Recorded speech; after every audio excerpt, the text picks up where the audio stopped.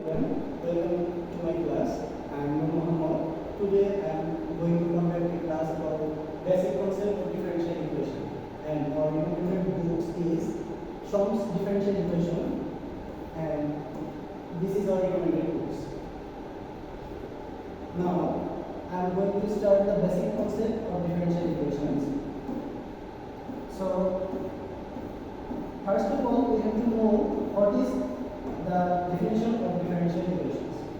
So, in our basic concept, we know that differential equations, the definition, a differential equation is an equation involving unknown functions and also its derivatives. Unknown functions and its derivatives. See here, we have given an example. Here, the unknown function is 1. And its derivative dy dx is involved here. So here another example is given. Some examples here. See, its first order differential equation. First order is involved, and also we have a second order. And this is our definition that the differential equation is an equation involving unknown functions and its derivatives. So here it is a differential equation. Also this one, and also this one. Now, in the differential equation, there are two kinds of differential equations. First is ordinary differential equations, and number one is partial differential equations. So, ordinary differential equations. What is this type? The differential equations that involves only here x is independent variable and y is dependent variable. If an equation involving exactly one independent variable, then it is called ordinary differential equation. And if the independent variable is more than one, in that case we say that it is partial differential equations. So, in our example, we can show that this equation involves only one independent variable x. So, this is our ordinary differential equation. Again, this one ordinary differential equation. What about this one? See here, the independent variable is 2, x and t. So, it is our partial differential equations. Now, here is another examples. See here, for the differential equation, that means dependent variable y. This is our notations, and we can also write this one by d of x of y, or also y prime of x, like this. These are all similar. So in that case, this is our first order differential equation, first order derivative or differentials or differential coefficients. See here, y prime is for first derivative, then y double prime is for second derivative. See here, y of n. Why we use y of n? What is the difference? We know that something polynomial about y to the power n, this is actually different thing. This notation, the bracket, parenthesis, used to denote the differentials or differential coefficients or derivative, and this is actually the n power. So this is our notation. We have to remember that. For sometimes when we use independent variable as t, in that case, that means time. In that case, we use the dots. See here, y dot means first derivative with respect to x, with respect to t, time, and so this is equivalent. And now, this is our notations. And how we will solve this type of differential equations? Solution, the definition. A solution of a differential equation in the unknown function y and the independent variable x on the interval I. See here, I, any interval. That means our domain is a function of y of x that satisfies the differential equation identically for all values of x in that interval. This is our solution, definition of the solution of a differential equation. Here is an example. y of x is given, and here this is our differential equation of second order. Second derivative is involved, so it is our second order differential equation. Here C1, C2 are arbitrary constants. So we have to check whether this differential equation has a solution, this one or not. So we will check this one. So here we have to calculate second derivative and then we will calculate this one. So first of all we will find the differential coefficient, first derivative of y, and then we will calculate y double prime. So we all know about the differentiation. So this is our simple involving exactly one independent variables. So for sin x we will find this one, and for second derivative we will find this one, right? Now we will calculate the left side of our equations. So y double prime plus 4y. If we calculate this, we find 0. That means our right side. So what we find? Find that this equation, this function y of x satisfies our differential equation. So this y of x is a solution of our differential equations. That is, we say thus y satisfies the differential equation for all values of x, and so is a solution in the example for all set of real numbers. Now we will check another equations whether this equation is a solution of this one. See here fourth power of first derivative and then its second derivative, both we calculate. So any value it will be positive because of the positive even power. So it will be positive, but here we are given that it is minus 1. So this is not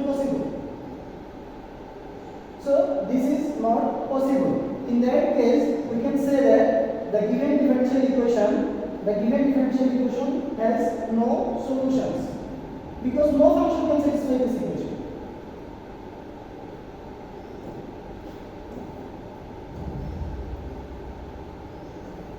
Here another example, the general solution to the differential equation in our example, that means we given in 1.4,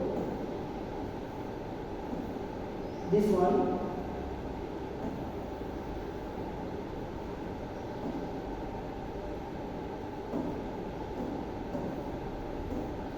So what are we calculating? That means y equal this equation, the general solution is given here. The general solution of a differential equation cannot always be expressed by a single formula. As an example, consider the differential equation y prime plus y square equals 0, which has two particular solutions. What is particular solution? A particular solution of a differential equation is any one solution that can satisfy the equation. The general solution of a differential equation is the set of all solutions, and particular solution is exactly so. See here, we have here two particular solutions. See, two particular solutions, 1 by x and 0 for this equation. But here we cannot find a general solution for this equation, and this is cannot always be expressed by a single formula. But we have here two particular solutions. Now we are going to explain another important thing: initial value problem and boundary value problem. In our real life, there are so many problems we will construct using differential equations. So what is initial value problem? See here, any initial value problem, if our given problem express for the same value, for like see here, a differential equation along with subsidiary conditions. We are given a subsidiary condition for our differential equation. For this type of differential equation, our extra condition will be given. and if that subsidiary condition on unknown function and its derivatives all for given at the same value of the independent variable. In that case, that is initial value problem. If that subsidiary condition is not for the same value, that means more than one values of independent variables is given, then we can say that the problem is called bounded value problem. Sometimes for this initial value problem, we say it is 1 point bounded value, and this is more than 1 point bounded value problem, so it is simply a bounded value problem. So now we can move to the example. See here we are given an example. The problem, the differential equation is this one, and here our subsidiary condition is this, and this is for both values of pi, our initial condition. So this is our initial condition because both values of x is given here for pi. So this is an example of our initial value problem. See here, it is say, and another problem. See here, it is 0 and it is 1. Another problem. So it is not the same. 0 and 1 is not equal. So this is our bounded value problem. And how to solve this type of equations? First of all, we will solve generally a differential equation, and then we will use these values of x and y and solve the arbitrary constants. And then we will find our exact differential equations. Here we are giving some examples and questions. See here, order. What is order of a differential equation? Highest derivative involving in a differential equation is called the order of a differential equation. So here, see the first example. Here, highest order is 3. Highest order is 3. So it is third order differential equations. And again, here highest order is 2 order. So it is second order. Here it is second order also. And this one, see here the power is 10, but the highest derivative here is 4. So that means it is fourth order. It is fourth order, not 10th order or 20th order. It is fourth order differential equations. And if any differential equations involving the highest order derivative, so that's order derivative is called the order of the differential equations. Now, unknown functions. Here, in the first example, the unknown function is what? Y. And here, unknown function y. Here, unknown function is t. And again, here, unknown function is b. And what is our independent variable? The independent variable. Here, independent variable is x. So that means here, y is equal prime. What does this mean? This means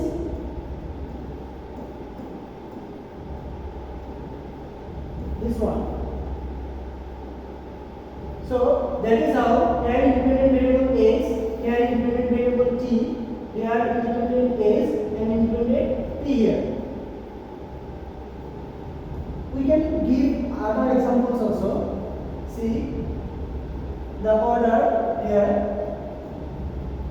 It is second order differential equations, and unknown y, unknown x, and independent y. Again, this is our first order, unknown or dependent variable x and independent variable y. So that is our first order, and now this is third order. And what is independent variable here? We say that if the time is independent variable, in that case we will use dots only. So here 3 dots. That means third order, and independent variable is time t. And dependent variable here x is given. And see here we use the notation. What is the difference? Here y of 4. That means fourth order differential equations. Highest derivative is 4. And here y5, y to the power 5 means the polynomial power, y to the power 5. So here with parenthesis and without parenthesis. shows the differences. Now we are going to check whether this equation has a solution. So this is our differential equations, and we are going to find whether this is a solution of that equation or not. So what we will check, we will find second derivative, first derivative, and then we will use left hand side of this one. So our first derivative is this one, so easy, isn't it? And then second derivative, and so left hand side, and we find it's 0. So that means it satisfies the equation.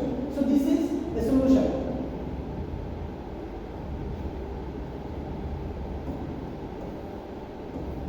And also, is y of x equal 1 is a solution of this equation or not? So we will check similarly. See here, it is not same. So y of x equal 1 is not a solution. So we can say that if a condition is given, that doesn't mean that it must be a solution. Even sometimes, and some equations and some initial or boundary condition is given, maybe that cannot be a solution. We will show the examples also. See here, we are asked to find y equal ln x is a solution or not in that interval. So similarly, we can find the solution because y of ln x, we will find second derivative, first derivative, and our left hand side we will calculate this one. So it satisfies. So we can show that y of ln x is a solution on the interval. What about the set of all real numbers on that interval? See, we know that ln x cannot be a solution on that interval. Why? Because we know negatives or 0 ln cannot calculate. That means logarithm is undefined for negative numbers and zeros. So this ln x cannot be a solution on that interval.